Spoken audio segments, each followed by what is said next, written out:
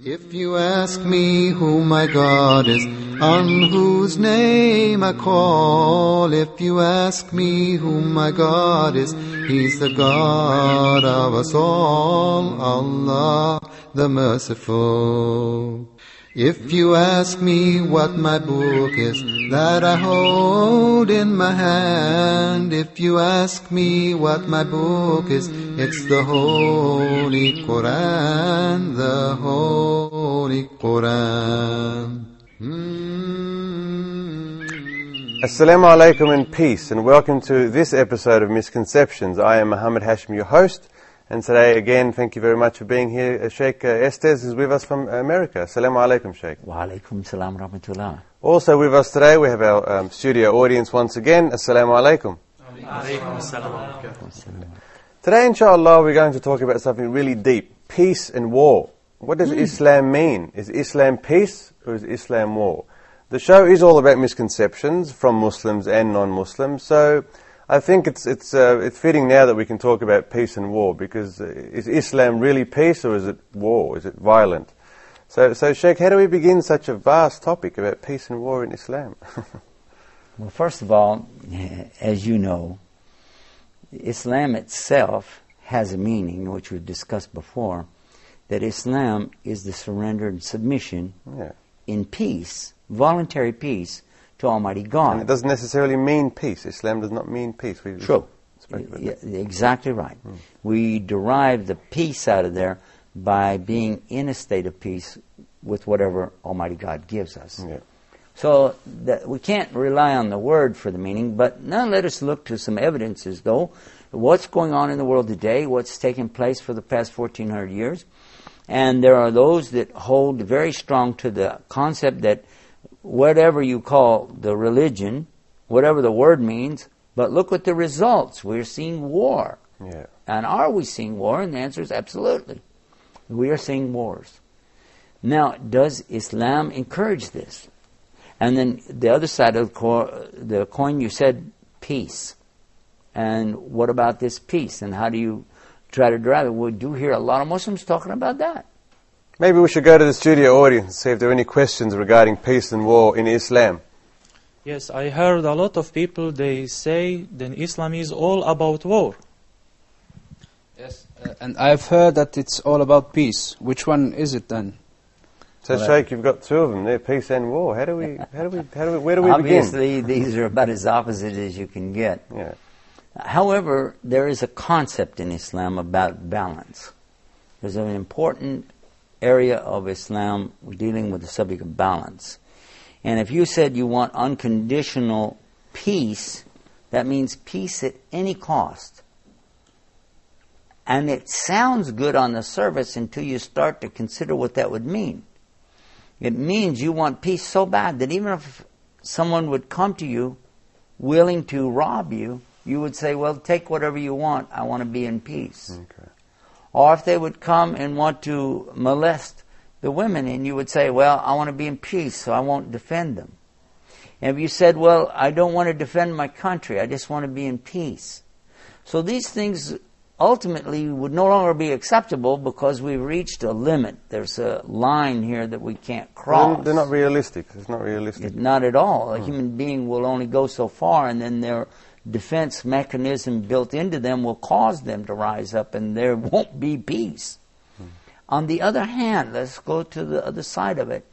If somebody says they want unconditional war, no matter what you do, they're going to go to war anyway.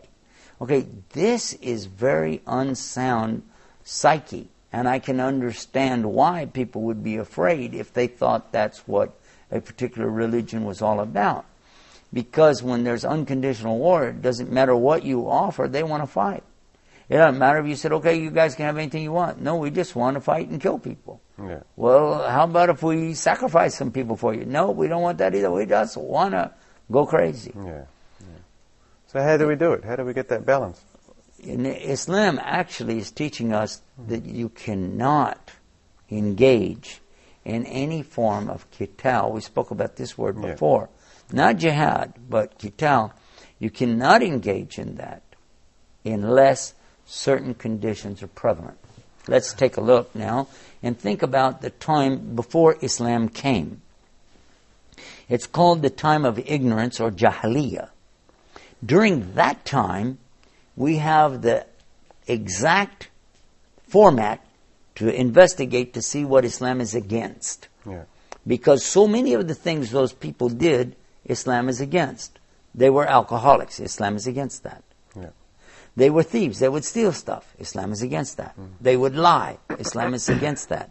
They would mistreat women. Islam is against that. They would even take a newborn girl to the desert and bury her in the hot burning sand and let her die because of the chauvinism prevalent of their ignorance at that time. So what we would understand that Islam is going to be against most of these things, especially those that are very clearly wrong. Here's what it comes to the subject of war in those times of ignorance. The Arabs of that time had feuds that would go on for a very long time. One of the most classic of all of these feuds is the time of a big camel race. Now, I don't know if you've ever seen this, but those camel races, when you see it from a helicopter, look like ants running across the sands of the desert. Perhaps you've seen National Geographic's pictures about that. All these camels running, and you look at it, you say, those are ants, you know. Yeah. Well, in one of those great races, the winner of that, the camel that won, was killed by a boy who was very jealous and upset that somebody beat his camel. So he took a rock and went over and killed this camel. And then those people that owned the camel killed him. Then his family killed them. Then that family went back and this started a war that continued, they said, for over 40 years. Oh, goodness. 40-year war over a camel race. Now, that's only one example of many. So Islam is teaching us not to do that. To the extent the early Muslims were not allowed to fight at all. For 13 years, there were many confrontations facing the Muslims in which they were totally forbidden to engage in qital, active combat. However, self-defense was always there. So this is a big misunderstanding in Islam to say that what we do is only in the line of defense. That's not true. Whether you call it qital or jihad, it is not just defensive, but it has rules and it cannot exist without certain conditions. Let's consider. We just discovered you can't do these feuds and you can't have wars going on and on over frivolous things. Yeah. So what the Muslims learned in their experience was we cannot engage in a collective combat against anybody unless certain things exist. One of the things the Muslims learned about is making treaties. They had to make treaties first, offer opportunities where we can live together in peace. If you'll do this, we'll do that. Not unconditional peace that says no matter what you do, we'll accept it. No. But also, not that we will be going beyond certain limits. So we'll put in writing, you'll do this, we'll do that, but we'll be okay with each other. Certain conditions to achieve that balance. So. Absolutely. For instance, one of the clearest teachings from the Prophet Muhammad, peace be upon him, is that when we engage, we go up to a new area where Islam is being introduced, and we say, guys, we're here to talk about Islam. Do you accept that we'll come and talk about this in peace? If they say yes, great. Now, if they want to be Muslims, fantastic. Now suppose they say, okay, but we don't want to be Muslims. We don't. But will you allow us to practice our religion? Yes. Okay. Again, we're in peace. We don't have a problem. But if they say, no, we don't want you talking about it, and we don't want you to practice it, now we got a problem. Because we cannot accept peace on this kind of condition. Because it means you're asking us to give up what we believe in. You're asking us to give up the very essence of our deen, our way of life itself. We can't accept that. Okay. Does anyone have any more questions regarding that finding that balance to achieve peace? Many people which I've met in the West believe that Muslims begin wars and convey wars for one purpose, and that is to force everybody to accept Islam. that we conquer other nations just to make them Muslims. And that is our goal. Violently, How I would you might answer add. on It's that? always violent wars that we hear. Muslims go in violently and they took over this country violently. How can you answer something like that? Let's look at another very basic principle in Islam. This is a clear teaching from the very beginning of Islam itself. Because the Prophet Muhammad, peace be upon him, told us that Allah said this. Now this is a hadith Qudsi, a holy sacred hadith, that Allah says that before He ever created anything, He forbid Himself to oppress. The word is dhulm in the Arabic language. And He forbids the believers to oppress, to commit dhulm. So any oppression, aggression, violence, taking away rights, this is all forbidden from the beginning. And anything like that is violating the essence of Islam from the beginning. But, when there is someone who is also coming the other way with their aggression, with their oppression, then Islam is teaching us how far to go and how far not to go. We'll go back to the subject we're talking about, the Arab Wars. Yeah. Okay? Now, while on the one hand, for 13 years, the Muslims were not allowed to engage in anything, it was to teach them what not to do. So when the order does come, they can understand what's called limits. We spoke about this in other programs about rights and limits. Muslims have rights, but so do non-Muslims. But when people go beyond the limits, then what must be done? Now this is what we find in chapter 2 of the Quran, in Surah Baqarah. This subject is related to something that occurred in particular called Hajj. So we go to verse 189, which begins with the words in Arabic, Yasalunaka. They are asking you. They're asking Prophet Muhammad a question. Actually, 3 questions.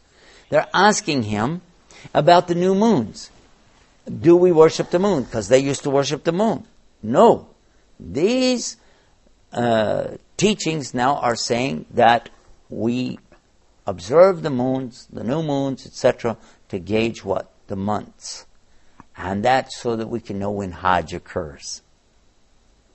Okay then, well, we're going to go to a small break now. We're going to come back and continue about the balance, because I think it's very important to really assess that balance. And it's difficult to achieve that balance, to achieve peace. So inshallah, after the break, we'll continue with Sheikh Yusuf Estes about the balance, inshallah.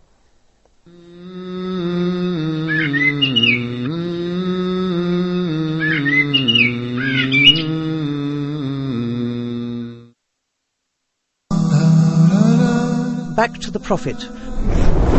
Join Sheikh Ammar in the program Back to the Prophet, wherein he teaches us practical lessons from the Prophet's life and how this can help us to overcome our challenges in the present. We talk about the life example of the Prophet Muhammad, peace and blessings be upon him, seeking guidance for ourselves. In the early days after the revelation of the Holy Quran, the Muslims were greatly persecuted, so much so that quite a few Muslims had to leave Arabia and migrate to Africa to live among Ahl Kitab, Christian people who followed the gospel of Christ.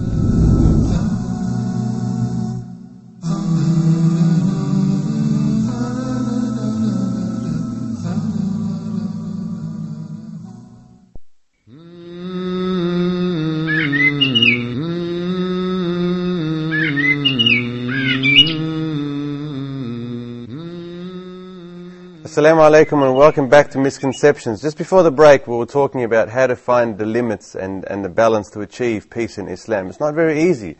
So, Sheikh Yusuf Estes, what's the next step? What's the next thing to achieving all of that? Right. Muhammad, I would say that it is easy if a person has a correct understanding. Where the problem comes in is the lack of understanding. That's why we have programs like this. And we want to be sure that everybody, especially the Muslims, understand what the rights and limits really are. We go back now to the verse that we were talking about, Yasalunika, they're asking you, and it mentions the moons, because Allah is telling the Muslims about their pilgrimage or Hajj that they must make. This is an order from Allah that we must perform this pilgrimage once in our lifetime when Allah makes a way and it's safe for us to go. So then in the same question, they're being asked about a superstition they had about being righteous by entering the back doors of their houses. But here we find out that Allah is saying, no, that's not righteous. Go in your house by proper doors. Righteousness is in your heart. Okay, it's very good teaching. Then, when we move to the very next verse, it's a continuation in thought about the pilgrimage, because it's saying to fight them in combat. If they fight you in combat. And it's talking now about the Muslims going for Hajj back to their homeland of Mecca, because they had been turned out from Mecca to live with sanctions against them in the desert. And if anybody would help them, the Meccans, who were idolaters, these were mushrikeen in Arabic language, not Jews, not Christians, by the way, and their own relatives had turned them out and said, if anybody helps them, we'll kill you. You know? So they existed. There was some help that came to them, but they existed, and it was pretty rough for a couple of years out there. Now at that time, the Prophet's wife passed away, which was Khadijah, and his uncle, that was one of the biggest, strongest supporters they had, passed away. And then there were those who were saying back in Mecca, come on guys, they're not Muslims, they're saying, this is kind of hard, this is our own relatives out here, what do you think? And trying to work toward assimilating or getting some of the folks back. But there were those who said, no, we got to really get tough now and crack down on them. So they had an idea to try to kill the Prophet Muhammad, peace be upon him. And it was at this time that they had escaped and moved then in what's called the Hijra to Yathrib, a city which later became known as Medina. Medina, yeah, of course. So it was after a couple of years in Medina that they had tried to go for their Hajj, or pilgrimage. They were turned back at the point of a sword, telling them, no, you're not coming here, you're not going to perform your pilgrimage. Although other people could come and do a pilgrimage for false gods and things like that, they wouldn't let them come and do their pilgrimage, which Abraham used to do. So, the Prophet Muhammad, peace be upon him, made a treaty. That's what we talked about. A treaty. They made an agreement. Okay, here's an agreement. Anybody that we have with us as Muslims, who you have a claim to, you're saying that it's your slave or it's your relative that you want, we'll allow you to take them back.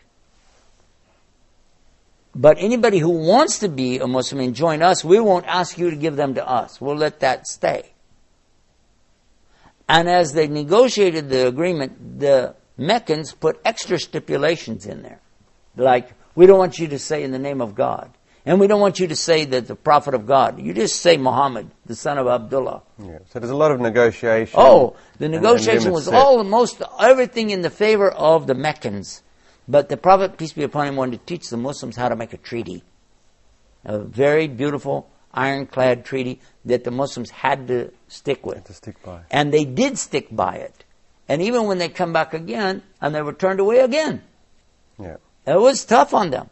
But finally, Allah made it clear that, okay, these people have broken their treaty, broken their word enough, all bets are off. That's it, guys. Now, you go back, you do your Hajj, and if, that's why it said if. There's always an if. If they are combating you in mortal combat, then even though you're wearing the garb of a pilgrim, this is understood quickly by Christians, they understand that, you're wearing the pilgrim's garb, but you still can fight.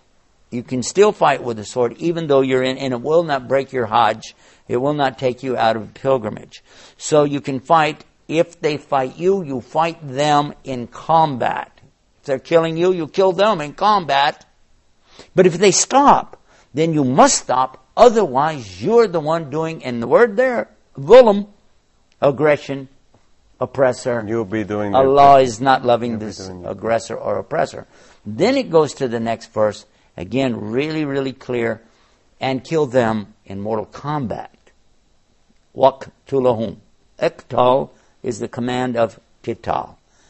Again, because they are doing it to you. And then it says, and it becomes clear, drive them out from where they drove you out.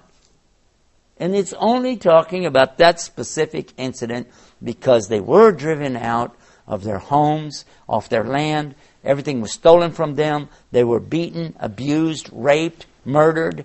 And now it's saying, with limits, you can go back. You can't do anything to them unless they do something to you. Yeah, so unless they do something to you, you can only, fight back in that way. Does anyone else have any more questions regarding that, or how can we answer people that say that Muslims are violent? Or as we've said in other programs, we would come to them back, no matter how they speak to us. We'll be nice. Yeah. We have to. Yeah. That follows suit of what Muslims are supposed to do. Thank you for asking me about my religion. Remember that? Yeah. Say it. Thank you for asking me about my religion. And smile, yeah. Difficult as it might be, but Islam is based on truth. If I lie, I could go to hell forever. And then Islam is having its resources preserved for 1,400 years. The Quran and the Sunnah in the Arabic language is clear, and we have it right there. And this is available for anybody who wants to read it, if you know Arabic, or get an Arabic translator to help you to know what the meaning is. And then we would say, if you hear something in the answer that sounds better than what you have, would you be ready to reconsider and move to what's better for you? And leave it up to them. Then here's the answer.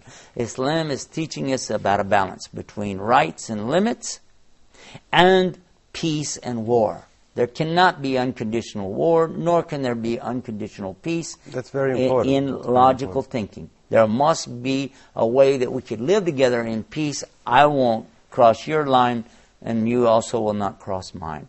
I will respect you, your religion, your ideals, and you will respect mine. But there has to be a but, and there's nothing wrong with that but, the conditions and negotiations. But if you cross the line, if you break the agreements, then what do you want me to do?